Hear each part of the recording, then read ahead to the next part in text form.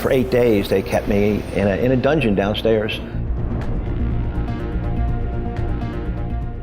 I've seen people come in, and I've seen some of the most brutal, inhumane treatment of humans I can't imagine. I just couldn't fathom it. It's something on the level of what the Holocaust could probably be during World War II.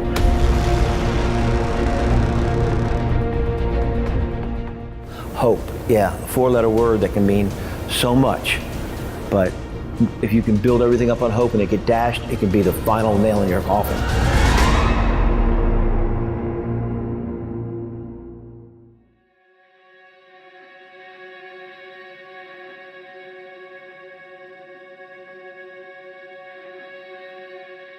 It was February 1979, and I remember the weather was really, really cold.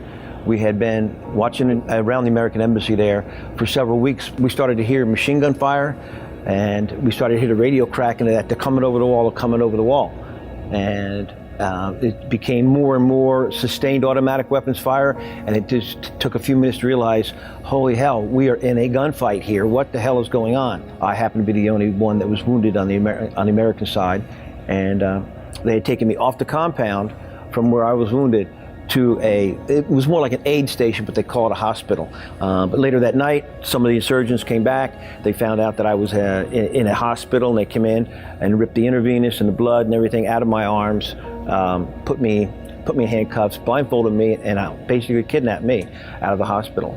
For 8 days, they kept me in a dungeon downstairs. I had a 25-minute murder trial, and I was put on trial for shooting Iranians, which we did. There was a firefight. When I came back to my cell with the other Iranians that were there, I seen a real lull come over everybody, and people just shook their head, shook their shoulders. And I said, what? I don't understand. He says, well, the council has found you guilty.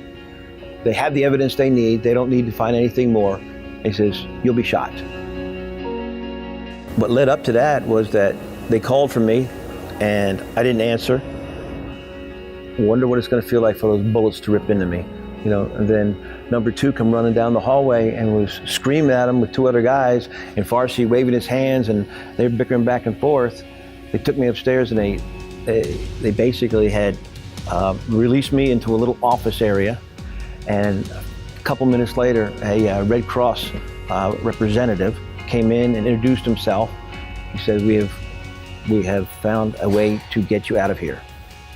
I stood up to hug him, and I never hugged a man so hard in my life, and just broke down crying. I'm not going to die today. He goes, no, not today.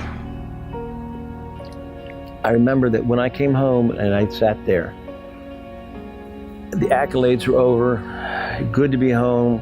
We went through a whirlwind of things. And I remember how good. I said, if anything comes out of this, there's 22 other Americans, 22 other people that are alive today because of decisions I made. Circumstances, happened to bring me to the Atlanta area during the Super Bowl, the Olympics and things. And they asked me on the board, why do you want to be a police officer? When you get a picture of a woman that was in her 40s back then, who then had a daughter, and now her daughter has had a daughter, says, I wouldn't have had my daughter, and I wouldn't have had my granddaughter. Sergeant Kraus, was it for you? Man, there's nowhere in the world you can buy that or rent it. You have to earn that.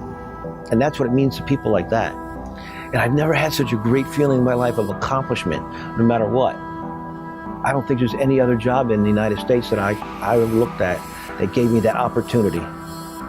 So that's why I tried to become a police officer. You have to take it in at least 3 different areas. You have to be physically prepared, you have to be mentally prepared, and I believe you have to be spiritually prepared.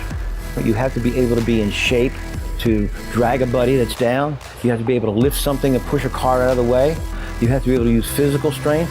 You have to know about all of your gear, everything that you have, its limitations, what it can do, what this thing cannot do, what you can expect.